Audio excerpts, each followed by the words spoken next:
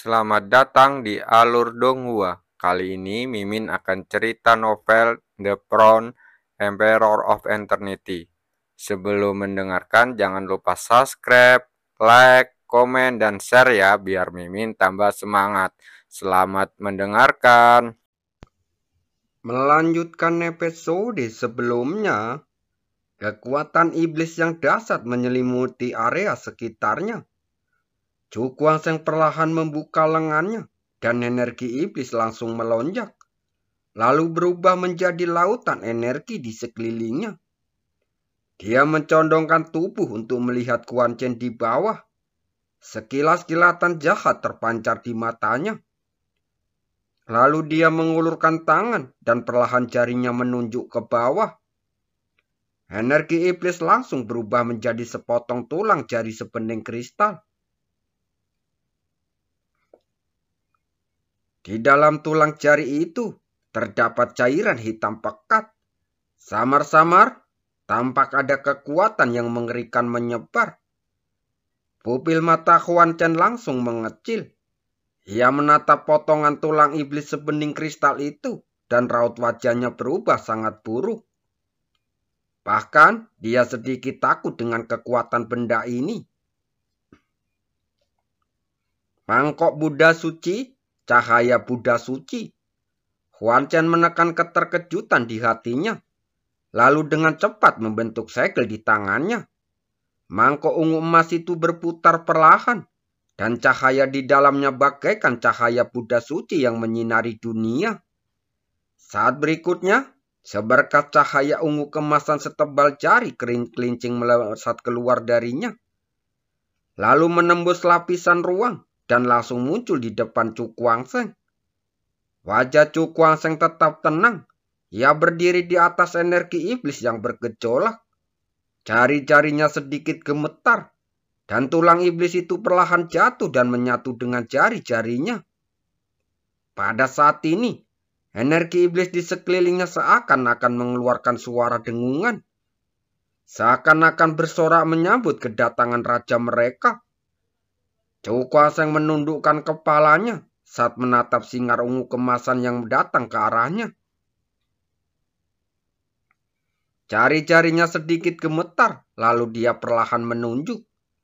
Di titik tumbukan, riak-riak cepat meletus dari angkasa, langsung menyebar ke segala arah. Meskipun kekuatan halus yang dipancarkannya, itu cukup untuk membuat kulit kepala seseorang meledak. Raungan berfluktuasi, dan sebuah kekuatan tak terlihat menyapu. Kemanapun ia lewat, semuanya langsung lenyap. Bahkan puncak tangga surgawi pun beberat terputus ratusan kaki. Kedua orang ini cukup hebat. Jauh di angkasa, para praktisi kuat dari 9 kekuatan besar menatap ke bawah dengan takjub. Junior yang luar biasa seperti ini tidak mudah ditemukan. Bahkan di dalam sekte mereka. Jika diberi beberapa kesempatan, kedua orang ini akan memiliki peluang besar untuk menerobos kerana laut pahit dan menjadi benar-benar kuat. Pertarungan antara keduanya mulai memanas. Dari awal hingga situasi saat ini, gelombang kejut yang dahsyat terus berkecamuk.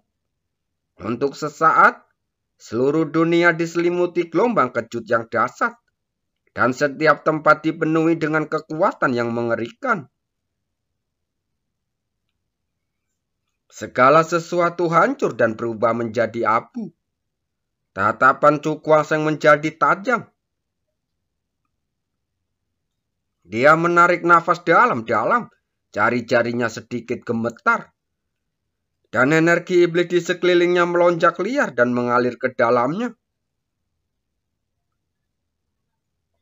Darah menetes dari jari-jarinya, mengotori ruang di bawahnya menjadi merah. Hancurkan! Dia melangkah maju, lalu menunjuk dengan jarinya ke depan. Terdengar suara tabrakan, dan riak-riak cepat muncul pada bekas cahaya ungu emas. Dan gelombang kekuatan yang dahsyat langsung menyelimutinya. Detik berikutnya, di bawah hantaman jari iblis, sinar ungu keemasan itu meledak. dan bintik-bintik cahaya bertebaran di langit menerangi seluruh dunia.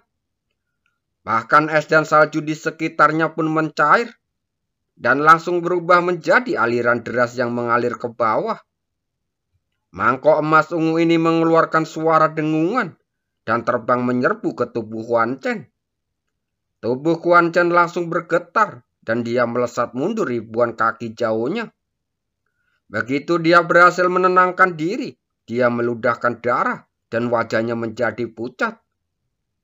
Zhou Guangsheng tidak melanjutkan pengejarannya.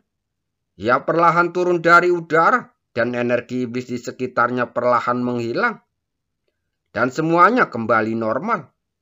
Hanya gunung yang runtuh menunjukkan keganasan pertempuran itu. Kau kalah. Dia menatap Huan Chen. Suaranya tenang dan penuh keyakinan yang tak tergoyahkan. Mendengar ini, raut wajah Huan Chen berubah cukup lama. Sebelum ia menghela nafas lega dan perlahan mengangguk. Saudara Chu masih selangkah lebih maju. Zhou Guangsheng tersenyum tipis, namun tidak mengatakan apa-apa lagi. Melihat hal ini, Huan Chen mengira dia akan mengusirnya dari puncak tangga surgawi ketiga. Jadi dia berinisiatif untuk bertanya, "Aku mengerti. Tempat ini milik yang kuat." Namun setelah mendengar ini, reaksi Zhou Guangsheng di luar dugaannya. Dia menggelengkan kepalanya dan berkata, "Tuan, tidak perlu seperti ini. Target saya bukan tempat ini." Wajah Huan Chen langsung membeku dan dia menatapnya dengan bingung. Zhou Guangsheng tersenyum tipis lalu mengangkat kepalanya dan memandang ke arah puncak tangga surgawi yang lebih tinggi. Karena kita di sini, kita tidak bisa terlalu rendah. Aku juga ingin menikmati pemandangan dari titik tertinggi. Mendengar ini, mata Huan Chen berkilat cemerlang, dan dia bertanya dengan tak percaya, "Kau ingin bersaing untuk mendapatkan tempat pertama?" Zhou Guangsheng hanya tersenyum tipis. Meskipun tidak berkata apa-apa, semangat juang di matanya menunjukkan segalanya. Melihatnya seperti ini, Huan Chen tidak dapat menahan diri untuk tidak terkejut. "Apakah kamu tahu seberapa kuat orang itu?" Zhou Guangsheng mengangguk. "Kecuali aku, orang nomor satu di mata semua orang secara alami sangat kuat." Huan Chen meliriknya saat berkata, "Kekuatan pria itu mungkin lebih besar dari yang kau bayangkan. Bisa dibilang, kuda hitam manapun tidak ada apa-apanya dibandingkan dengannya." Mata Zhou Guangsheng sedikit menyipit. Ia tidak menyangka. Bahkan di mata sosok seperti Huan Chen, pria itu begitu menakutkan. Tetapi meski begitu, dia masih ingin melihat apa yang mampu dilakukan oleh orang itu. "Tuan, saya sangat menghargai kebaikan Anda. Tetapi keputusan saya tidak akan berubah." Zhou Guangsheng meluncur lalu mendarat di atas batu besar. Kemudian menutup matanya untuk memulihkan diri. Melihat ini, Huan Chen tahu bahwa orang ini bertekad untuk menantang penjadi jenius itu. "Semoga kau berhasil." Dia menggelengkan kepalanya lalu duduk bersila di tanah. Setengah hari kemudian, Zhou Guangsheng tiba-tiba berdiri. Tatapan matanya yang tajam menatap ke langit. Dan semangat juang yang tinggi bangkit dari tubuhnya. "Tuan, selamat tinggal." Dia membungkuk kemudian melayang ke angkasa. Tawanya yang jernih bergema di angkasa untuk waktu yang lama. Huan Chen membuka matanya lalu menatap sosok yang menghilang di hamparan salju. Dia tertegun untuk lama sebelum menutup matanya kembali. Terlepas dari kekuatan atau bakatnya, kelincahan orang ini jauh lebih unggul daripada dirinya. Kekalahannya bukanlah tidak adil. Mungkin hanya orang seperti dia yang memenuhi syarat untuk menantang jenius pertama. Dan dia selalu sedikit kurang dari itu. Jika berhasil, 3 kata Cukwang akan dikenal di seluruh dunia dan tersebar di 9 surga, dan dia akan menjadi raja periode ini. Suara yang bergumam datang dari hati Huan Chen, dan kemudian pikirannya benar-benar menjadi tenang. Di tengah langit dan bumi yang sangat luas bersalju, sesosok terbang dengan cepat dan akhirnya mendarat di puncak tangga surgawi kedua. Tuan Muda Ling, begitu Cukwang mendarat, dia melihat sosok yang dikenalnya dan tercengang. Orang yang berdiri di puncak tangga surgawi kedua adalah Ling Yuxi. Namun, setelah dipikir-pikir, dengan kekuatan Ling Yuxi, ia memang memenuhi syarat untuk menduduki puncak tangga surgawi kedua. Saudara Chu, ketika Ling Yuxi melihatnya datang, ia tertegun sejenak lalu bertanya, "Kakak Chu sungguh luar biasa. Dia benar-benar mencapai sini." Cukwang tersenyum tipis. "Itu hanya sebuah keberuntungan." Ling Yuxi tersenyum acuh tak acuh. Tatapannya sedikit tajam saat bertanya, "Saudara Chu, apakah Anda di sini untuk menggantikan saya?" Mendengar kata-katanya, Cukwang menggelengkan kepalanya, lalu melihat ke tempat yang lebih tinggi. Di sana terbentang hamparan putih yang luas, seolah-olah itu adalah negeri dongeng di tempat yang sangat dingin. Di ujung pandangan, ada puncak besar yang tingginya 100.000 kaki. Menjulang dari tanah dan mencapai langit, berdiri kokoh di angkasa. Samar-samar ada aura luas yang tak terbatas yang tertiup ke segala arah. Tujuanku adalah berdiri di sana. Dia menunjuk ke puncak gunung yang menjulang tinggi saat berkata dengan mata berapi-api. Saat dia berbicara, energi tajam melonjak dari tubuhnya, membuatnya tampak seperti pedang yang siap dihunus. Ling Yuxi menoleh dengan raut wajah yang berubah. Semua orang tahu siapa yang berdiri di puncak yang menjulang tinggi itu. Dia adalah raja sejati. Bahkan dia mengakui bahwa dirinya lebih rendah darinya. Apakah kamu sudah yakin? Cukwang mengangguk sedikit. Ekspresinya tegas dan tak tergoyahkan. Kini setelah sampai sejauh ini, dia tidak keberatan melangkah lebih jauh lagi.